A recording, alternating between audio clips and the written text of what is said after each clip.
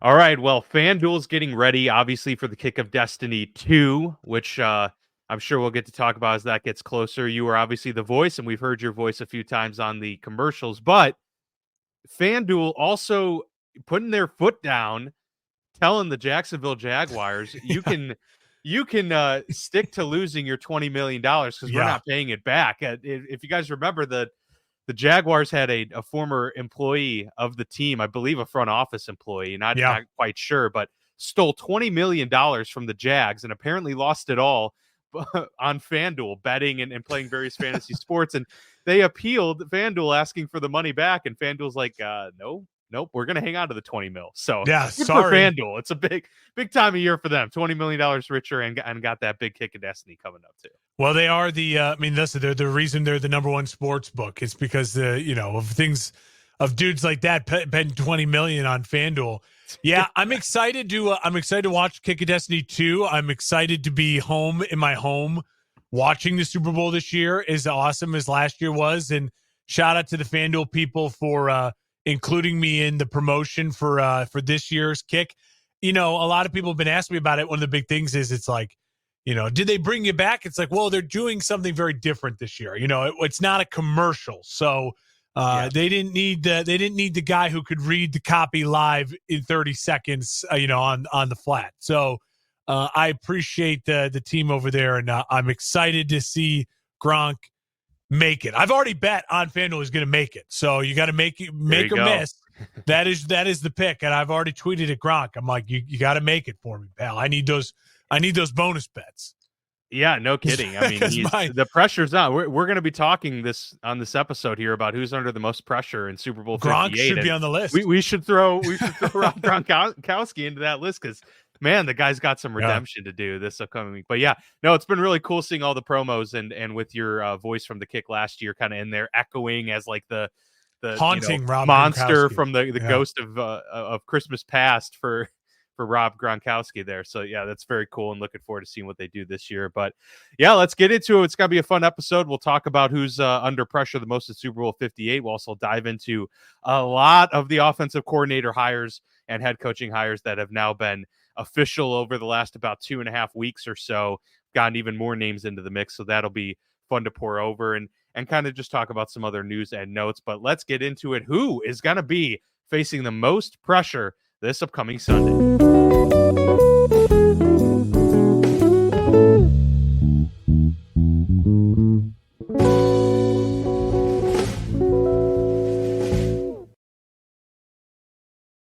Maybe this category wouldn't be as fitting, or this topic wouldn't be as fitting if it were a different matchup. Let's say, the Lions, who are a team that you can't really say are under pressure to win the Super Bowl if they make it there, because look, they already overcame so much, and it's like you did it. But we're talking about two teams who have a rematch from a recent Super Bowl. One team who hasn't won it in 30 years, another who's trying to, build a dynasty, one who's undrafted quarterback looking to make his name. So there's a lot of players and a lot of coaches who you could throw into the hat here for who's kind of facing the most pressure ahead of this game. And so what Mark and I did was put together kind of our top 5 who's facing the most pressure this upcoming week, and we'll kind of go over that list alternating here and give our thoughts on who it is. Did you rank your guys? Because that's how I went into it, kind of ranking 1 through 5, but I guess we didn't solidify that beforehand.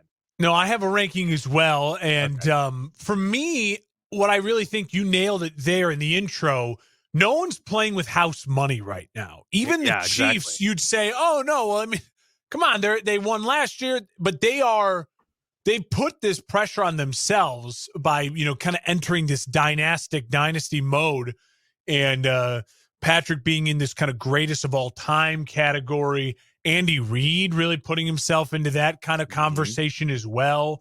So, yeah, no one is playing with house money at all. And you could make the argument, well, maybe Brock Purdy is, but I would argue, no, he's actually one of the people that is facing an absolute, mountain of pressure, coming up on Super Bowl Sunday.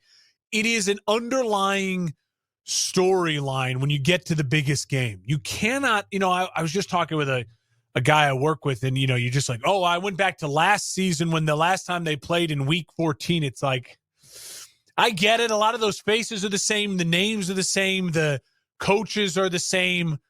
But man, it's just different. Like every single person you talk to, and you'll hear a ton of dudes come out, former players, former coaches, and they'll all be in Vegas doing all the media rounds. ESPN will be there, Fox Sports, all the podcasts and everything. The thing they'll always say is like, it's just different. The speed is different. The energy is different. The intensity is different. And when that gets ratcheted up like that, who can perform like it is just regular season week 14? You know what I mean? Those are the teams that usually win a Super Bowl. And will it come down to a big turnover? Will it come down to a big penalty like we saw with the Eagles last year? And it's a really, really exciting time. And I'm as excited as I am to be here on the Monday leading up to the Super Bowl. Like, I can't wait for a week from right now where we're turning it on and we're recording and we're breaking this game down, because it's always more fun than trying to predict what's going to happen. But I think we can both agree there is a lot of pressure on a lot of the key figures heading into this matchup, and I'm excited to hear your list. Yeah, so let's get into it. I'll start with my number 5, and then we'll get your number 5 and work our way down the list that way. Number 5 for me is Andy Reid, the aforementioned Andy Reid. Initially I was like, maybe he's a little bit higher on the list, or maybe he's not on the list at all. It was kind of one of those where I'm like, I can make the case for either or. I mean, he's already won 2, already established that he's a Hall of Fame head coach. But I do think he's number 5 for me because of the impact that a third Super Bowl could have for you as a head coach. I mean, then we're starting to get into rare territory. Yeah. Right now, Andy Reid is, I would say, for me, a top 3 head coach of all time. And I think you can make the case for him being the best. But obviously Bill Belichick with his 6 rings, the productivity is there. And so Andy Reid has more to do maybe to have that easy case. But, getting a third would really put him in that category of being like, okay, yeah, people would go out there and say, well, I did way more schematically for my team than, let's say, like a Chuck Noll or a Bill Walsh, even though the guy obviously was the father of the West Coast offense, which Andy Reid is certainly a disciple of. But, Andy still couldn't say that he had the productivity. If you get a third ring, that's to me as pretty interchangeable with 4. I mean, there's not a big difference between 3 and 4. 2 and 4, pretty big. You're talking about more than just like having a 2-year run. And now we're talking about like sustained success. 6 years in the AFC Championship game, already very successful. But to get that third Super Bowl, to put yourself in we're talking Chuck Noll, Bill Walsh, yeah, and Bill Belichick as that kind of group that's won 3 with their teams. And so that's super rare company to be in. And on top of that too, to make sure that you can kind of make a staple for the people who want to make a claim that Andy Reid, won it because of Patrick Mahomes and because Patrick Mahomes was the greatest player in the league. He still is, but the way that Kansas City is winning this year has kind of showed the chops that Andy Reid has. Like, no, we can still have a dominant run game and actually lean much more on that side of things than Kelsey being in his prime, then Tyreek Hill being the best, like over the top threat, and Patrick Mahomes being Patrick Mahomes. This is a different offense than we've seen in the past. So if he wins with this offense, I think that you could say, wow, the guy's won, with a lot of variety there. Patrick Mahomes will always be a part of that conversation, no doubt, just as Tom is with Bill. But the fact that you can win with a lot of different, weapons at your disposal would help kind of put that over the top for me. So yeah, Andy Reid certainly here with some pressure in the Super Bowl. Curious what your thoughts are on that and who your number 5 is. Yeah, my number. Well, I'll quickly respond. I agree with everything you just said. I think that all makes a ton of sense. Going from 2 to 3, and Andy, when you start to look at the totality of his career now, one of the things I think will be interesting is that you can make the argument. Oh well, I mean, Belichick had even if Andy say he ends on 3, well, he had double it. Well, if you look at Andy and Bill in the early 2000s, the only guy who was having more sustained success than Andy Reid was Bill Belichick. 4 straight NFC championship games, made a Super Bowl, lost to Belichick. You know what I mean? It could easily been flopped around if Brady, if he had found his Brady Mahomes earlier. Who's to say that Andy Reid now, you would argue he wouldn't have that many rings, That's but true. Andy, That's true. age is going to be in it. So I agree with you. I think it's a huge amount of, that's a great point to why he should be at 5. I'll go to my number 5. My number 5 is Travis Kelce. I have a hard time putting him higher. I can, if you have him higher than in the top 3 or so, I'd be really interested to hear your reasoning. My reasoning for him being on this list is a little bit of what I talked about on the show last week, mainly that the world is going to be watching him specifically. Like, he has the pressure of the world watching him. He also is the go-to guy in this Chiefs offense. He was not the go-to guy in the Chiefs offense early when they first played San Francisco. Last year, you can make the argument he was the go-to guy, but he seemed to be more in his prime last year.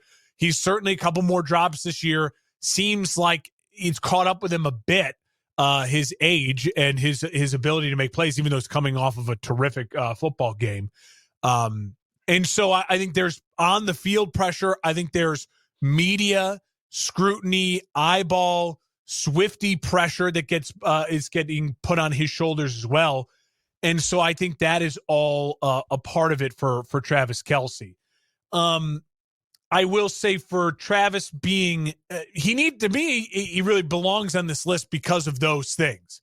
We can make an honorable mention once we figure out who's on everyone's list, but there's a person I really, really wanted to put on this list, but I thought to myself, in the end, the eyeballs won't be on them. And the eyeballs are 100% on Travis. As soon as he, as we talked about, says a wrong word, shoves a dude, rips his helmet off, it becomes a mega story. If they win, it's the pressure of, is he going to be getting down on one knee? I can't move him higher because win or lose, he's the luckiest dude on the planet right now. He's dating Taylor Swift. So, I don't think there's it's a bad day for Kelce no matter what in a lot of ways. And his era of, you don't need Super Bowls for him to be better than Gronk or better than Tony Gonzalez or better than Antonio Gates. That doesn't matter for tight ends. Playing well and putting up good numbers matters, and getting another ring will help. But Travis Kelce's got a different type of pressure on him, and I think, certainly belongs in the top 5. I think that's fair. I'll say right off the top, he's not in my top 5 list, and that was I had him just on the outside here. So I mean, I agree with you. I don't think he could be higher on the list. I debated putting him kind of in there at 5 and stuff like that. I'm going to be interested to see then, because I figured this was going to be another one of those where we had the same 5. Where we had the same group. Yeah, I think we actually might have only 3 similar. I kind of think I thought a little outside of the box for a couple of these. All right. So that's fair enough. But that's a good point, because when you're talking about pressure, all these other guys have kind of similar types of pressure. Yeah, Travis is the one where it's like, that is a unique pressure, and it's very unique. He's going to have all eyes, on him for sure. And I can understand. So the fact that you didn't have him, but he just on the outside. So we're looking at it about the same, because if he's about 6 for you or whatever, 5 for me, I would have struggled to put him in the top 3, because it's like, in the end, he's still a tight end, and in the end, his legacy, his career, everything is set for him 100%. First ballot Hall of Famer. He's in the top 3 argument no matter what, win or lose.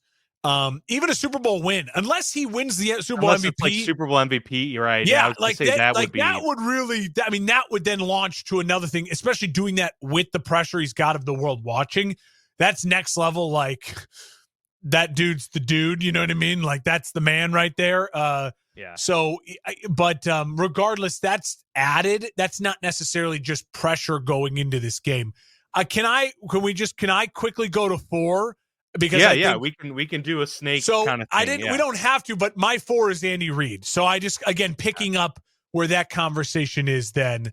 For me, Andy Reid is at number 4. the thing I would add to what you had to say, because I think you spelled it out really brilliantly. The one thing I would add that I think also is pressure for Andy Reid is as soon as he hosts that Lombardi Trophy, or as soon as he is walking off the field, the first question Andy Reid will be asked, no matter what, is you hanging it up? Yeah, He's now at that absolutely. age. Yep. He's now at that age where that is legitimately the question he has to be asked. You know what I mean? At the end, whenever his season ends and however his season ends, that's the question. So in general, when the Niners played the Chiefs 4 years ago, that wasn't a thought for Andy Reid.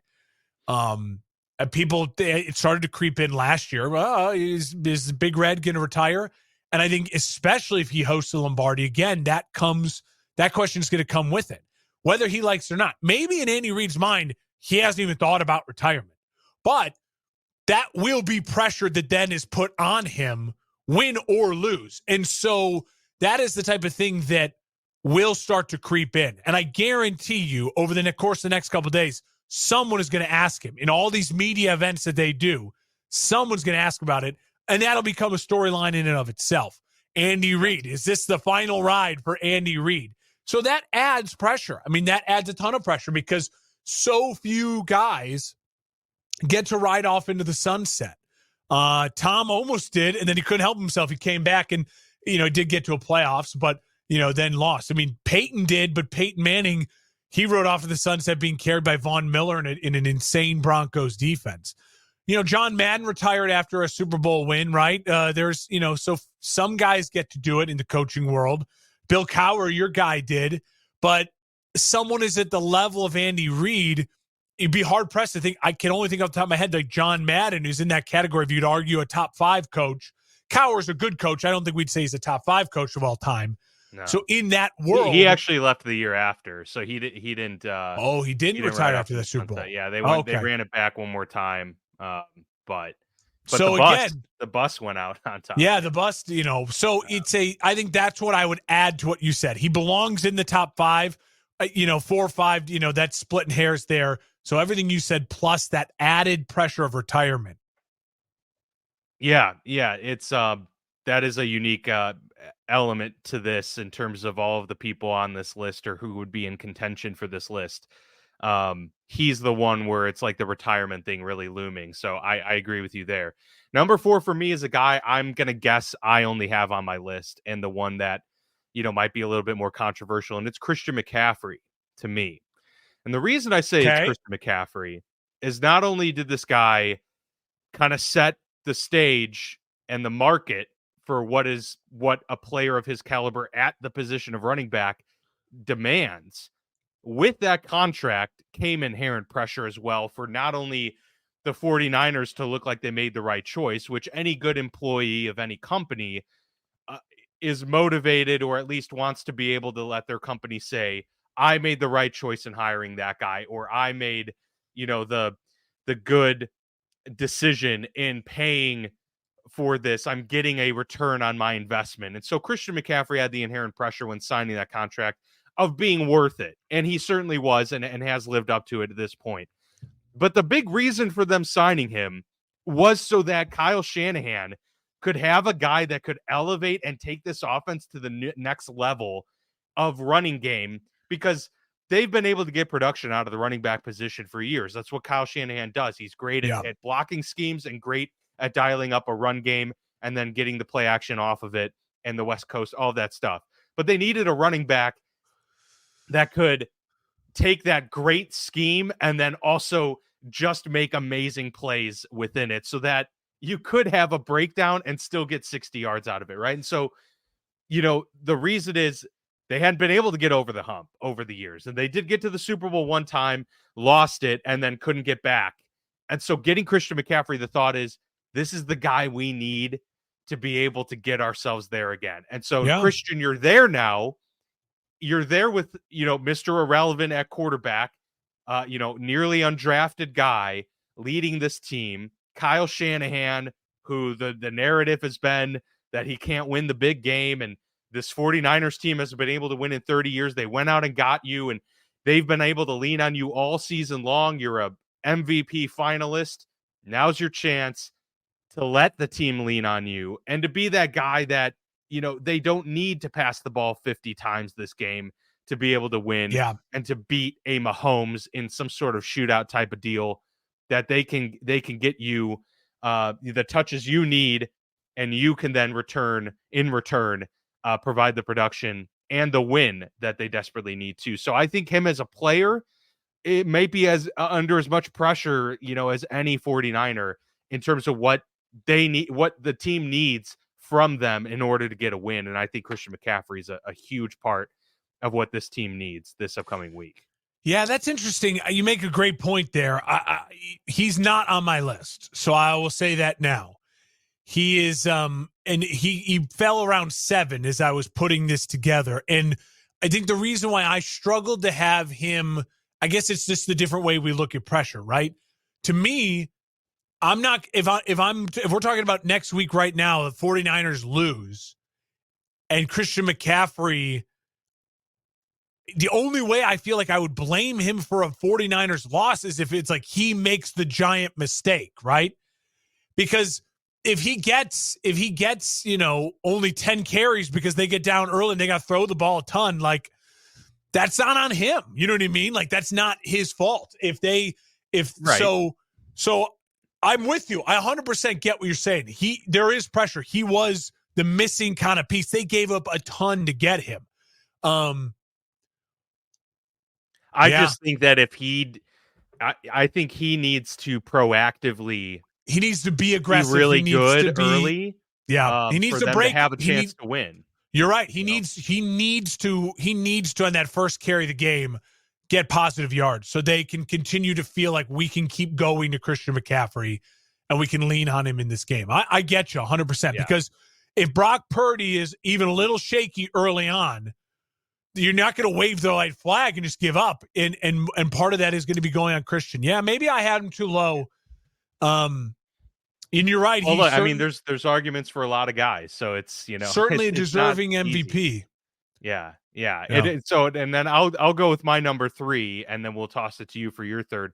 For 3 for me is his teammate Brock Purdy. So I think Purdy does have more pressure, obviously, being just in general being in the quarterback position.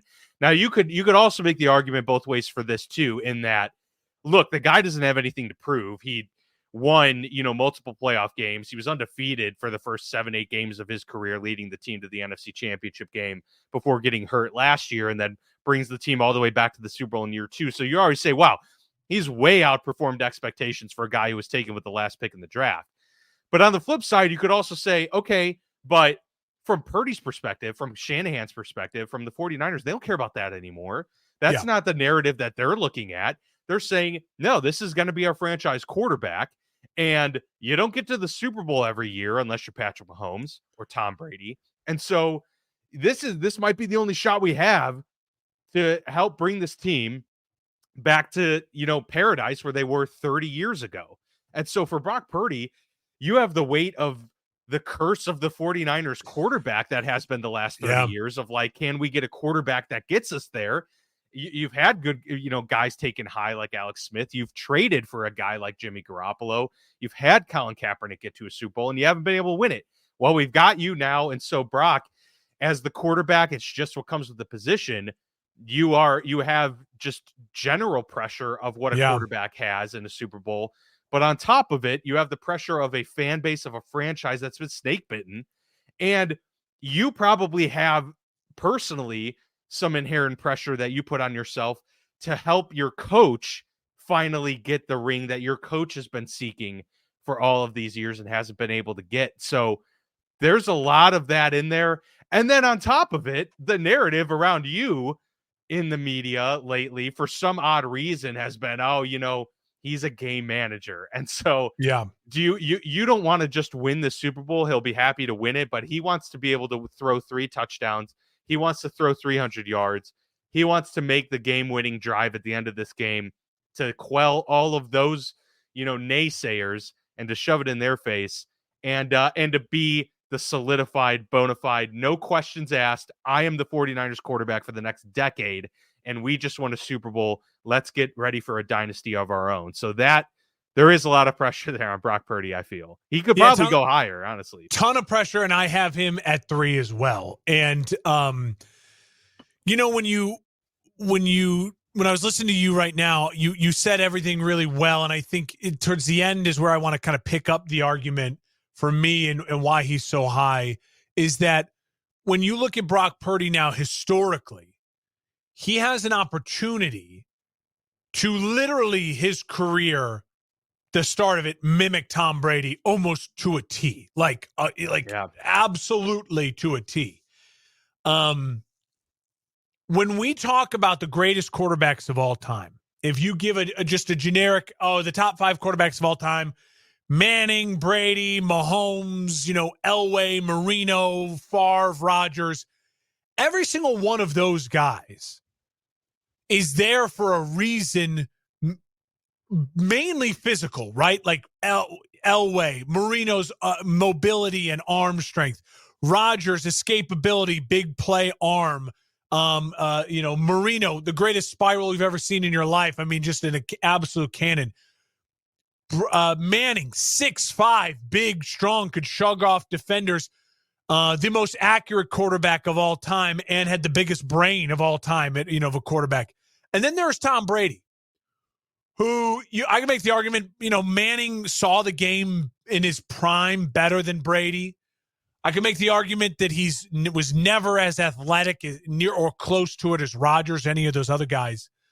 But Brady enters that tier 1 and was always a tier 1 quarterback during his career, especially after that second Super Bowl. You thought of him as an elite tier 1. He was never tier 2 when we talk about the guys. He was always tier 1 for his career after that second year of starting in a second Super Bowl. And that was then 20 plus years of being in tier 1. Why? Because he is the greatest game manager we've ever seen. And he became so good at managing the game that then the game slowed down for him. In year 10, that's when he started putting up those insane numbers, right? By year 10 in the league, he starts going off for 50 touchdowns to Randy Moss and all these things. It's like, oh, well, now the game is easy. And now he takes advantage of the fact that he is 6'5", and he is big and strong, and he's now as smart as anyone who's ever played the game besides for Peyton Manning. And then was able to, unlike Manning, let his career physically last longer with the pliability stuff, with the TB12. Well, Brock Purdy has a chance to be the only guy to mimic the start of Tom Brady's career almost perfectly and put himself in that type of then air where you start having to say like, okay, well, if he does this again and he goes on and he repeats the season he had, because remember, if you look at statistically, Brock Purdy had the best statistical quarterback season this year. So if he does that again after winning a Super Bowl, and then maybe is in a Super Bowl again next year or in another year from now, it's like, well, you really have to start talking about him as a person to be compared to with Brady. So that's pressure. Look at what Russell Wilson did for 10 years after that Super Bowl win. It set him up. We talked about Russell Wilson like, I can't believe he's never gotten an MVP vote, blah, blah, blah, blah, blah. And, Russell was a first ballot Hall of Famer until the last 2 years have just fizzled out for him. And Brock Purdy, I think, has a chance to really, I don't think he's Tom Brady because he doesn't have the size and he doesn't have the physicality. And that's an underrated thing with Tom. And I think that's what made him the most elite game manager of all time. Someone who's not blessed with just the Lamar Jackson physical skill, but because he was actually 6'5" and he worked on his pliability, the longevity mixed with the arm and the accuracy in the brain is what makes him the greatest of all time. But Brock Purdy could end up having a career that's very similar to Russell Wilson's if he gets himself a Super Bowl. Or Breeze, undersized, accurate, you know what I mean, but a leader of men and really, sees the game, works within a system really, really well. So that's a ton of pressure on him. And on the flip side, winning a Super Bowl is great. And it'll bring a whole level of pressure with him because you're now thrust into this A category, right? And this, now you got to pay the guy and all these things. But losing a Super Bowl, imagine losing the Super Bowl and you're Brock Purdy and you throw the game, losing interception, or your small hands because of, you didn't see the pressure right and you fumble the football, or you when your team needs you to lead a drive, you go 3 and out and you end up being, 21 of 33 with 170 yards, an interception, and no touchdowns. Well, then your career could be over. And that's what's crazy is that no other team is going to look at Brock Purdy if the Niners move on from him because they lose the Super Bowl and go, oh, give me Brock Purdy, I'll take him. Because the narrative is, well, it's Kyle Shanahan. He's just got Kyle Shanahan, and he's got all those players. So no one has more to lose.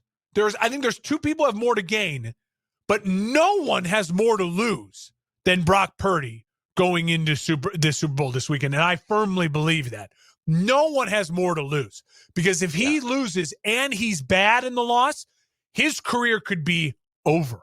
Like, they'll bring in competition. People would give him another shot. Well, he'll get, but again, Darnold a shot. But again, he'll get. No, I'm not going to say he's not going to start next year. But I mean, it's done. We'll talk about him like Kirk Cousins. Well, yeah, it doesn't matter. Niners doesn't matter. We'll talk about them like we talk about the Cowboys. Oh, they're great. They're 10 wins, and Brock Purdy's thrown for 4,000 yards. Doesn't matter. Can't win the big one. Like he's Kirk Cousins. It doesn't matter. Like that'll be the Niners. Yeah. And so he has and then again, if they lose and then next year he doesn't have the miraculous season and people kind of get more tape and things work out, like his career will be over because they're not paying him anything. And then you're not going to then pay him when he loses and performs bad in a Super Bowl. And then maybe, he gets a job somewhere else, but he has a chance to go from your career is mimicking Tom Brady or your career could be over in a year and a half. It's crazy. Yeah, no, that's true. That's true. All right, I'll let you go with your number 2 guy then. My number 2 is the other signal caller. It's Patrick Mahomes. Yeah. I think I put him ahead of Purdy because going from not in the Hall of Fame to in the Hall of Fame is an incredibly tough task, right? There are some incredible football players who are not in the Hall of Fame. Devin Hester, I could think of one. Olin Kreutz. I'm going, of course, of my own guys. Peanut Tillman. Kenny Anderson. Yeah, the Hall of Very Good is the Hall of Very large. Good is it, and it is. These are dudes who are great players. But going from a Hall of Famer to Michael Jordan, Dominique Wilkins is in the NBA Hall of Fame, the Basketball Hall of Fame. He's not Michael Jordan. You know what I mean? Yeah. There I can think of other examples, but Arnold Palmer is an all-time great golfer, and he's a fantastic, but he's not Tiger Woods. Yeah. And so the level of difference between Dwayne Wade's in the Hall of Fame, LeBron James is also going to be in the Hall of Fame. There's a difference. Yep. So that's what, like, the NFL's top 100 that they did 5 or 6 years ago with Tom Brady and Bill Belichick, kind of like bringing on a panel of guys to talk about it.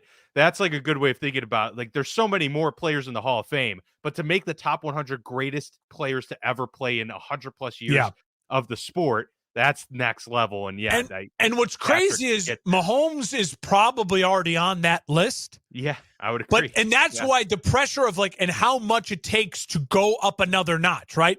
To go from in the 30s, 40s, 50s, where he probably is, to in the 20s is this Super Bowl, right?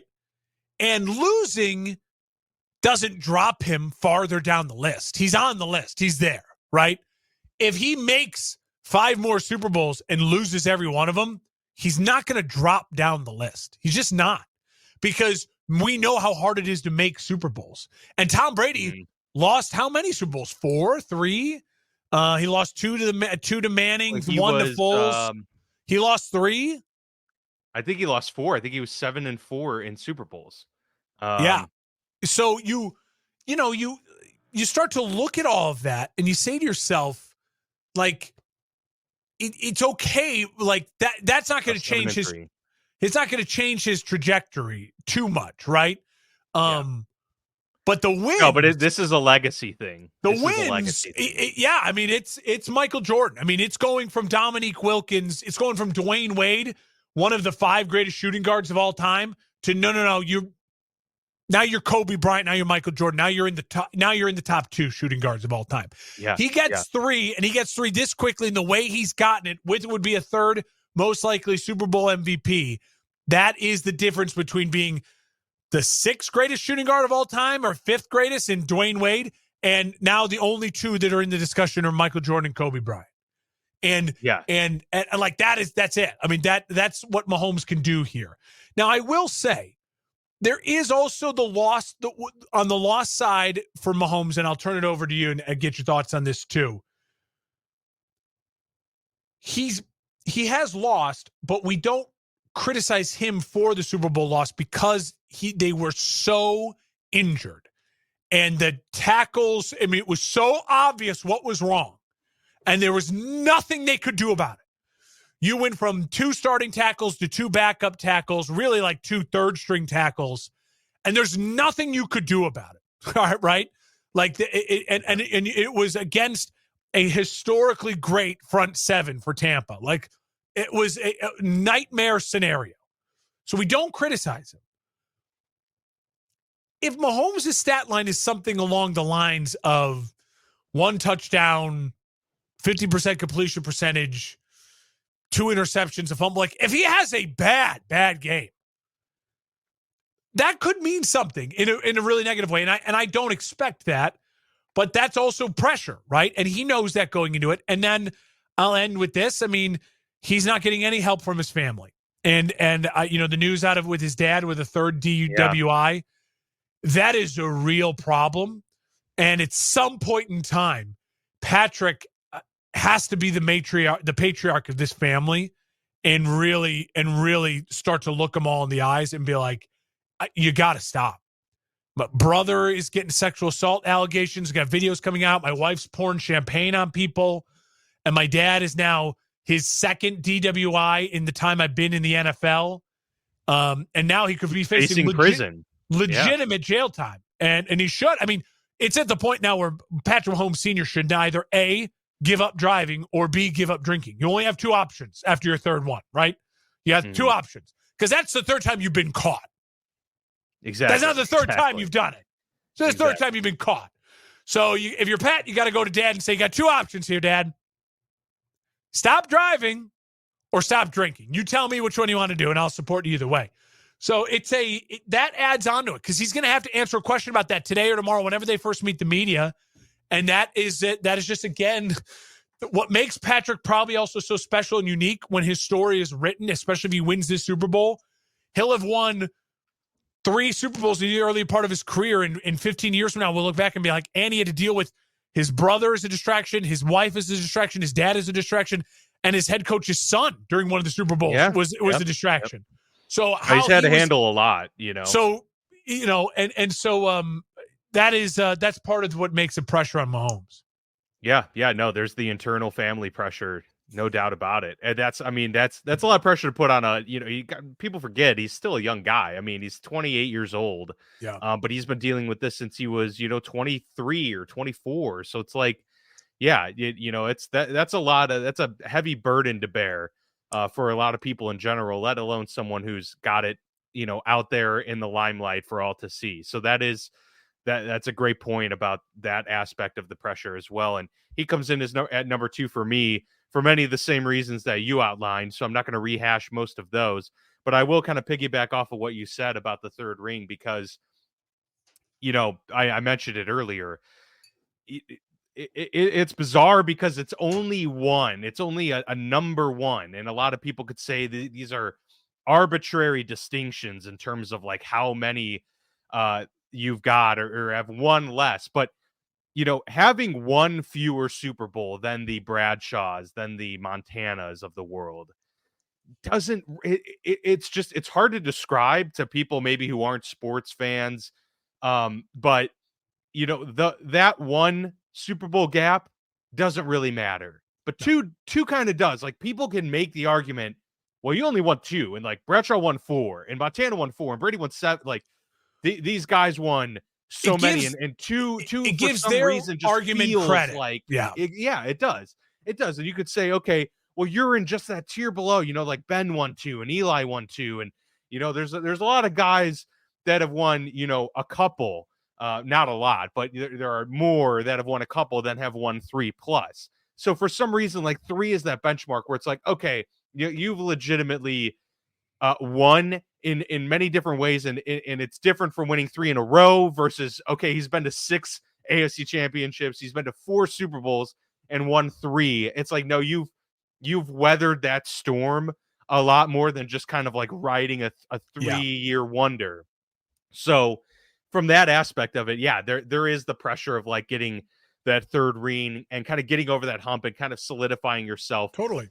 There's certainly a dynasty already. I don't think many people would argue that.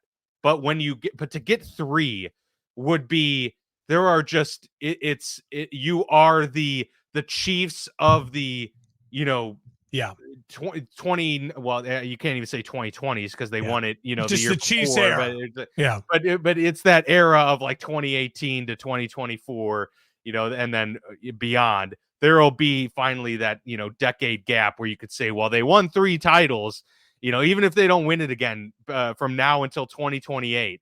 Well, they won 3 titles in that 10-year window, that's, you can say that, and it holds more water than saying they won 2, in that Oh, reign. absolutely. So yeah, that's a big aspect of it all, and so I do think that that's important, especially for the legacy element when it comes to Patrick Mahomes and being able to say that.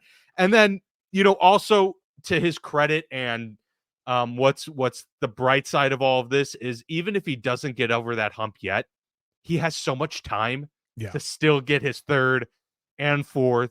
And so it won't be the end of the world, which No, is why maybe I don't put him at number 1, because, the his weight of the clock. world is on your shoulders, your Patrick Mahomes. And, the pressure's always on for Tiger Woods to win the Masters. And when he comes up short, it does feel like the weight of the world's on your shoulders. But if you're 24-year-old Tiger and you haven't won, uh, you know, well, I guess he didn't win his first Masters till he was a little bit older, I believe, right? So, but anyway, No, the 28-year-old Masters is where Tiger. he burst onto the scene and Was it dominated. was it his first? Okay, so then that was like 2000. Yeah, Yeah, I'd have to. Okay, but anyway, yeah, if you don't win your third Masters and you're Tiger by 25, you still got plenty of time, to keep getting yeah. those championships under your belt. I So I do think that there's something to be said for that, but there's no question that he's under pressure. I would add, I think this just great when you mention with like the 4 versus 2, and that argument is really really valid. We as sports fans, we rush to start putting a guy into the list, right, or onto the Mount Rushmore before their career is completely written in stone. And I think if Patrick Mahomes loses this Super Bowl, we would all bet tomorrow, if the odds came out, will he have it? Will he get to 3? I think everyone would say yes. Like, he still got the time. The smart bet is you'd still get to 3. Yeah. Yeah. But you do have to wonder, and these things are hard to get to. They're making it look easy, but they are hard to get to. And if we look back, and if in 10 years from now, 15 years from now, we're looking back and it's like he's still sitting at 2, like that will be the thing that then weighs more in his legacy than anything else. So he'll still be considered an all-time great. And I think a lot of people would still put him above the Bradshaws, the Aikmans, who have more rings than him because Yes, absolutely. his physical talent and with the eye test and all those things. But if you're a diehard for some of those guys, winning them and putting the rings on your finger, actual rings, is always an argument that is hard to fight against. And it's like when you're in a murder trial, the burden of proof is on you to prove to me that without the rings, he's, you know what I mean, he's better. Exactly. There's more legwork to be done. More legwork to be done. And so that brings in the pressure. And I will say, to finalize our discussion here on Pat, he's just so much fun. And I wonder what winning 3 will do for him. Will we get to the point where it's not fun anymore? Like, right? You know what I mean? Is it gonna? Because right now it's still very fun because he himself, the way he plays, the way he wins, the way he throws the football, the way he escapes in the pocket, it's just fun. He's cool. He's just good at it, and it makes it look so easy. And he doesn't turn the ball over. He doesn't do stupid things. Like, it's just. And so I wonder how long that lasts. And maybe the answer is it goes away quickly if he starts doing, 50 touchdown seasons again. He's had this kind of run now. Last year he won the MVP, but this year it wasn't a big statistical year for him. He wasn't like the runaway MVP guy because the offense changed. But if they go out and get him a Mike Evans type and he throws for 50 touchdowns next year after winning a Super Bowl and a Super Bowl MVP and maybe another MVP next year, maybe it'll be less fun for us who aren't fans of the Chiefs. We'll respect him, and it'll get into that Brady, like, I respect him, but it's less fun. Maybe it won't. Maybe just his playing style will always be fun. It's hard not to root for him, but I also think there's the pressure in that as well, is that he's a really likable guy. And with that comes pressure because it can turn in any minute. And I'm sure him and his PR team, they know that too, as they're dealing with the news with his dad and all these other things. They got to handle this right, and they got to handle it well. If he comes out and says something stupid at the media, like, oh, it's not a real big deal, blah, blah, blah, that'll backfire. That'll backfire quickly. Yeah. And advertisers are going to want a strong message, and he's going to have to deliver it. And, it adds to the mystic, kind of godlikeness of the early part of Patrick Mahomes' career. Yeah, no, it is important to his legacy, how he, performs this upcoming weekend, but also just how he handles everything, which he's always handled the media well. So I had no reason to think that won't continue. And yeah, for the record, Tiger Woods won it in '97, so I don't know what I'm talking about. He was 22. Yeah, so you were right. He won all the majors by the time he was like 25. He had the Tiger Grand Slam But then Tiger had the drought from 2008 to 2018. Yes, where he wasn't, or 2019 with the injuries. He won nothing, and he was stuck on 15. And you know what I mean, like that. Similar. That's what made 19 so special, was that it was exactly like Tom went through the 10 year Tom drought. Had 3 for so long. Like we talked about it, there was a legitimate argument when Peyton won his second that Peyton's the greatest of all time, and then Tom's second, the third, the fourth part of his career, whatever you want to say it denounced everything. Exactly. The thing that Patrick has that he's got going for him right now too is that if he gets 3, unlike Tom, where Tom played for so long, Patrick won't have to play for 20 years. If he gets 4 or 5, you know what I mean, in the next, if we're talking 2030 and he's at 5, the dude doesn't have to play until he's 45 years old. He doesn't. Like, exactly. He just doesn't. Yeah. Because that's why, I don't think he'll go a decade. Like I don't think he'll have shown enough. He'll have proven enough. Yeah, no doubt. Number 1 for me, I suspect the same for you, is Kyle Shanahan. Yeah. The guy needs this win more than most have needed a Super Bowl win in their lifetimes. You can talk about the 28-3 when he was offensive coordinator for the Falcons and blowing the biggest Super Bowl lead ever. An embarrassing moment for him, gets the job out in San Francisco, has something to proves that he can get an offense turned around real quick and produce, gets back to the Super Bowl, but loses, and especially a Super Bowl that they could have won, but they just missed on a couple things here and there, and couldn't get over that hump, then struggled to get back in the years remaining afterwards, and now finally gets back with, a homegrown quarterback, if you will, not a guy that was, gotten for him by the front office and Jimmy Garoppolo, but a guy that, he said, hey, we're getting rid of Trey Lance. We're leaning into Brock Purdy. Yeah. We got Christian McCaffrey to help run this system perfectly. We have a healthy team. Debo is, should be fully healthy. We've got the pieces in place. So, Kyle, you've got one of the best defenses you've had in your tenure. as well at your disposal. So you could argue that Kyle Shanahan has the best 49ers team that he's had in the 7 years that he's been the head coach. So this is your time to shine because everything has lined up. You could argue all day that you don't have Patrick Mahomes, but only one team does. And that's just how it goes. So when you get to the Super Bowl, you got to make it count. And that's really all it boils down to is you are the head of the ship. You're the guy that steers this thing. And it's up to you at the end of the day. You can't have the excuses of Jimmy just missed that throw.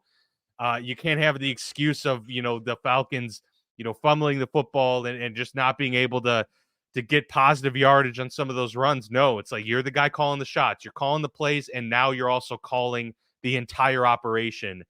This is on you, man. You got to get over it, and that's tough. It's tough to win Super Bowls. It's tough to get there. We saw with Buffalo, they lost 4 in a row. It can happen. But yeah, Kyle's got to do it. And he's got to do it for a fan base that they got there before him too and didn't win. It's been 30 years. They're a storied franchise. Like there's a lot of those elements in play too, all of which are on the shoulders of one Mr. Kyle Shanahan. You nailed it. I would add, I think there'd be something really poetic if the game comes down to Brock Purdy overthrowing Brandon Ayuk by like 3 yards. I do think there'd be something poetic. Then you could argue Shanahan's just cursed, like it's not his fault. Like, you know what I mean? Yeah. It'd almost be like okay for him that his legacy is like, oh, this guy, no, never mind. He's just screwed. Yeah. We just made the argument that the leap from Hall of Fame to not Hall of Fame to Hall of Fame is not as important as like Hall of Famer to GOAT. And so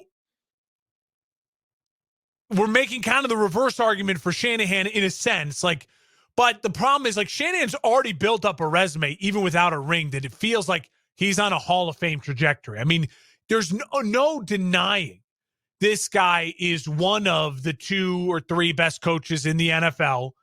And really a Super Bowl victory would propel him instantly to be talked about amongst that elite of elite coaches to do it in this sport because of the way he has built this program, what he did with Atlanta's offense and Matt Ryan. Like we can see with our eyes, his coaching tree, so much about a great coach. And one of the things I think dings Bill Belichick, but helps Andy Reid, and now is really helping Shanahan.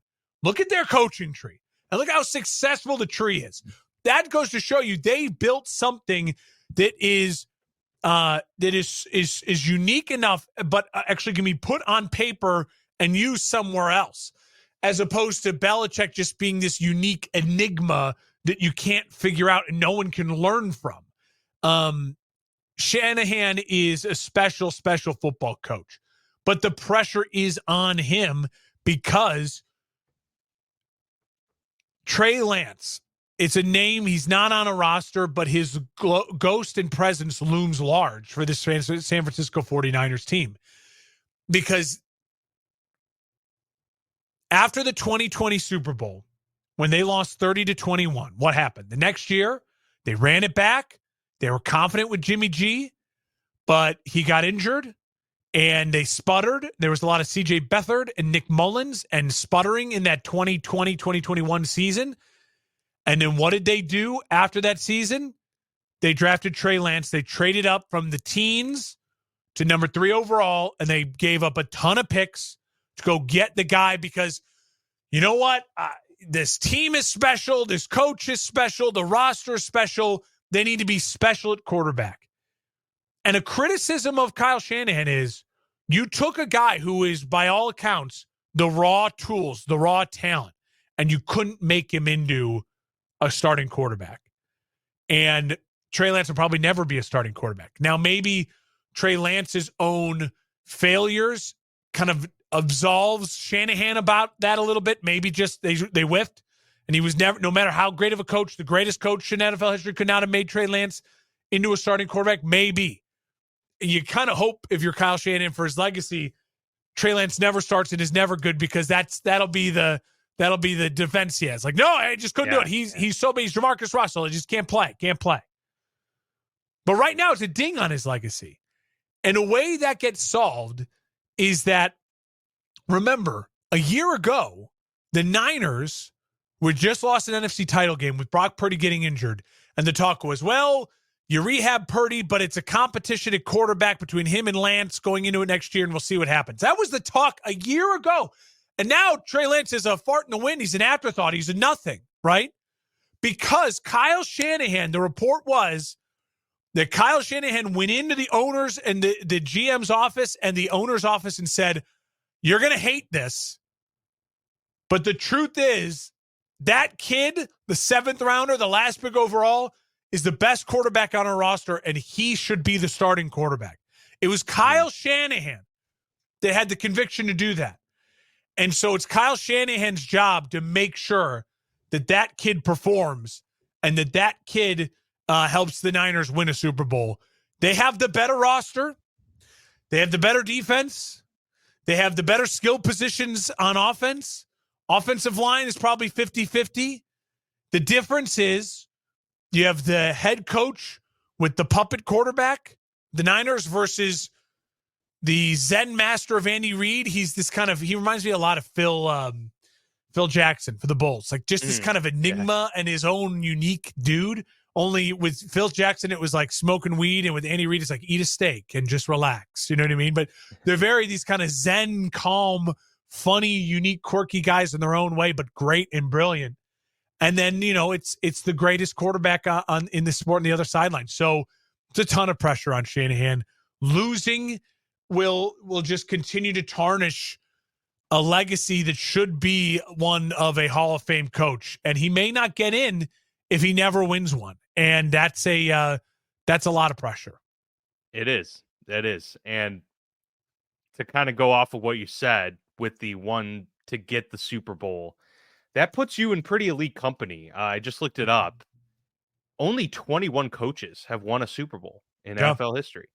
13 have won multiple, and another 8 have won a single one. So, you're putting yourself already in elite company that less than 2 dozen other people can lay claim to. So for you to even win one is a big accomplishment there for Kyle Shanahan. So yeah, there's tons of pressure in that regard, and that's why we both have him at number 1. Let's transition, Mark, into some of the news from throughout the league as we get ready to close out the show here, and talk about all these different hires, because they've kind of come in staggered moments. A lot of teams kind of doing their interviews throughout the process, and some trying to do interviews with coaches that were still in the playoffs and everything. And so now that obviously is down to just 2 staffs getting ready for the Super Bowl. So pictures have become more clear.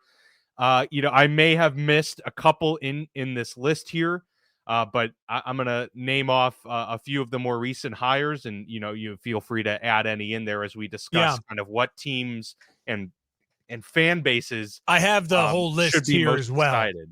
Okay, perfect. Yeah, because I think I only have like 6 that I've written down so far, and that is Arthur Smith, former Falcons head coach, going to Pittsburgh as the offensive coordinator there.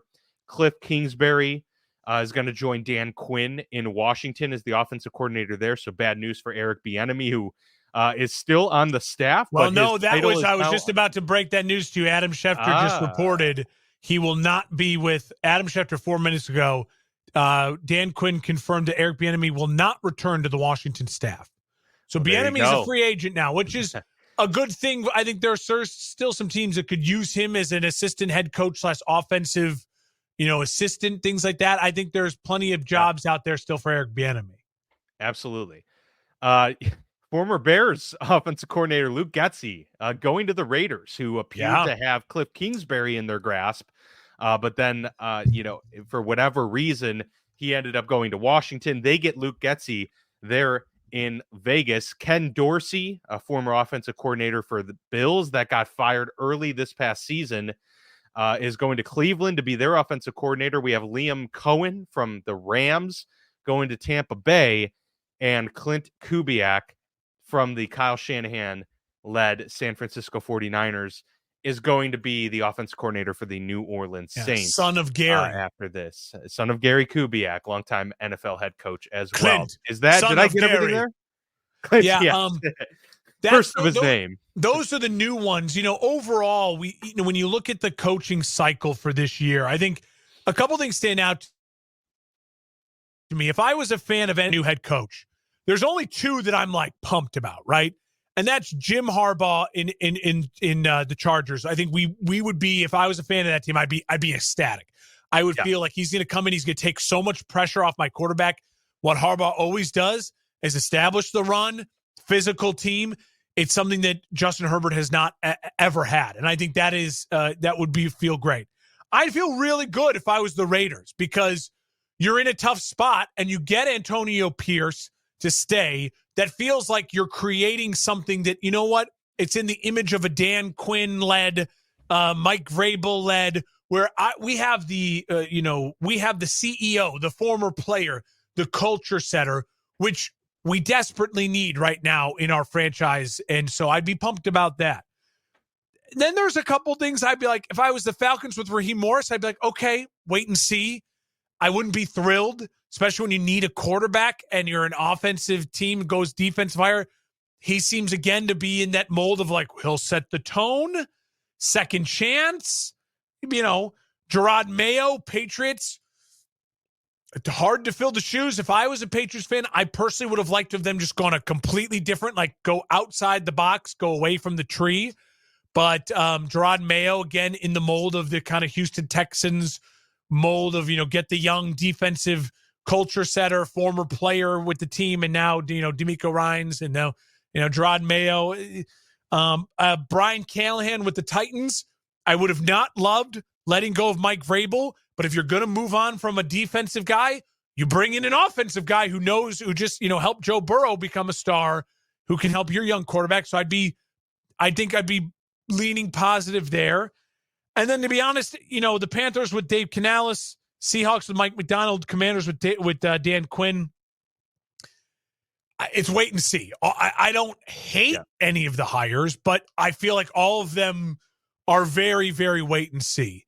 And that's how you feel about most head coaching hires, though. You know what I mean? Unless you're the team that gets the one or two guys who's a star, it's a lot like your teams with free agency. There's always like 5 or 6 players who are like, oh, I really want them. Then after that, it's like, cool, that's a good ad. It should be fine. Did we overpay? No. Okay, well, let's wait and see. It's a crapshoot a lot of the times. It's a crapshoot. A lot of them are first-time head coaches too, so you have no really frame of reference into what their operation looks like. What will be really exciting for me now is that now the staffs are set. Is what moves do these teams start making? Because to me, it feels really much so that the Commanders are going to be trying to go all in on Caleb Williams, and go from 2 to 1 will seemingly feels like it should be an easy thing. But if it's to give up on a generational quarterback, it could take a lot. So that we'll have to keep our eye on. To me, it feels like the Patriots also need to be aggressive in getting the guy they want at quarterback. If you're going to go in the mold of the D'Amico Ryans, go get the guy you want. Don't just take whoever's left there at 3 at quarterback. That doesn't seem like a good plan, right? The Raiders obviously should be aggressive with getting the quarterback. Atlanta, you're going with a defensive head coach. You should be aggressive in going to get the quarterback, whether that's in the free agency or in the draft. There are those 4 teams to me seem like, okay, Washington, Patriots, Atlanta, Raiders, you have to be aggressive in going to get your quarterback. If you are Seattle, take a year. Maybe roll with Geno again. Figure out where you're on the draft. Maybe there's a free agent or a quarterback that falls to you that you like, but you don't have to be like aggressive to go get the quarterback. So that's now where the conversation to me turns. And I really love all the stuff I'm already starting to see about Washington and trying to go for Caleb Williams, because if they really want Caleb Williams, they have not played the cards close to their vest. You hire his college coach who just worked with him for a year as an offensive assistant and a quarterback's coach, and the guy who was the Mahomes, coach in college, and everyone's comparing Caleb to Mahomes. He's worked with Kyler Murray, obviously. He's from Washington, Caleb Williams. So that just upped the asking price. But maybe the new owner, the rich new owner, is going to be willing to pay whatever that price might be. Yeah, curious to see how that plays out, because obviously your Bears will be on the receiving end of whatever price that is. Yeah. And if you move back one spot, you could still get Marvin Harrison Jr., or if they really did want to, I don't know, go for a quarterback, that I guess they could still have their pick of other quarterbacks in that spot as well. But also wanted to say, because it happened, early last week, and we didn't dedicate too much time to it. But my initial reaction to Arthur Smith going to Pittsburgh was kind of just a neutral take. I wasn't, I didn't feel bad about it. I wasn't elated either. Just kind of seemed like a not the home run smash that I was maybe looking for. But honestly, as time's gone on, I've felt better and better about the hire, and Good. more encouraged I think you about it. So should. I really think it could be that home run hit that, initially I didn't think it was, just because the guy's track record as an OC in the short time he was in Tennessee Was paid great. huge dividends and made some massive turnarounds. And I like He his made Ryan philosophy. And Tannehill get paid. yeah, yeah. I mean, he turned the guy's career around. And yes, they had Derrick Henry, of course, but he was still the guy, pulling the strings on the other end of that. And his philosophy seems to really match what Pittsburgh has the capability to do today, and still young enough and has that, ingenuity to be a guy of the future as well. Yeah. So that is exciting. I'm looking forward to that. I But will. I agree with them, Arthur Smith. I think you shouldn't be down on it. I also, to me, if I was a Pittsburgh fan, and I think I said this to you, I would just be pumped that it feels like someone who's coming into the building, because you've said how insular it is and how they don't yeah, hire, that someone who's just coming in was like, I've been two successful places, I've been to two different places in the last 5-6 years, seen success in Tennessee, built a program in Atlanta that wasn't completely a disaster. It just didn't seem like they could get all the cards to line up at the right time, and he didn't have the quarterback. So he's coming in with a fresh perspective and will bring something just unique and new as far as just a voice in that building that feels otherwise stale. exactly. Yeah. And from what I've seen in recent rumors, because another massive request of mine was to expand the staff in general. It Yeah. does appear that they are trying, at least based on some reports I've seen. It's not for sure, but that they're interviewing for additional offensive assistant positions Which to Bieniemy, join Arthur Miller. With which, yeah, I mean, Arthur Smith, I he don't didn't write know the if Crucible. exactly, not Arthur Miller. Death of a But Salesman. yeah, yeah. Um, so yeah, Eric Bieniemy could very well be, in play for something like Yeah. that potentially. I don't know if if the rumors are, true about him, being a little bit too alpha. Maybe Yeah. that wouldn't work as well as an assistant to the assistant. But if he'd be willing to, obviously as a quarterbacks coach or whatever else it may be, offensive quality control specialist, someone else to get more eyes and to get more perspectives in that building, I think is a huge plus and something they desperately need. I will end on this as we're running long here and wrapping it up. If just because I want it out there, in order for Washington to trade up to 1, my initial thought is the package that I would be comfortable saying yes to if I was Poles would have to start with number 2 overall, getting my second rounder back from Montez Sweat, next year's number 1, and then a player. Now, whether that player is Daron Payne or Scary Terry, like it'd have to be that. That's a hefty price, though. It's a hefty price. Now, yeah. I would lean towards wanting Payne because I really like his game. I think it would fit with Eberflus. He knows Sweat already. You add to that defense, and because then it frees you up to take Harrison Jr. too, and then at number 9, you could take whoever you want. Like, I mean, you would have you could take, the board would be so open for the Bears at 9 that I would almost encourage them maybe even trade back to get more assets.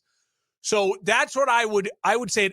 No, if it's anything less than next year's first, number 2 overall, getting my second back and Payne, then I would say it's not enough.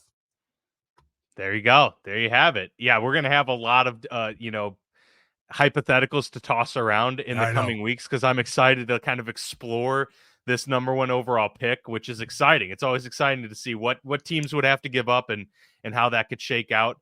So yeah, looking forward to that. But next time we see you all, we are going to be giving our official predictions for the Super Bowl this upcoming Sunday. So definitely check that one out. Be on the lookout. But as always, we appreciate you watching. We are the Football Lounge with Mark and Dan, brought to you by the For Frequency's Sake Podcast Network.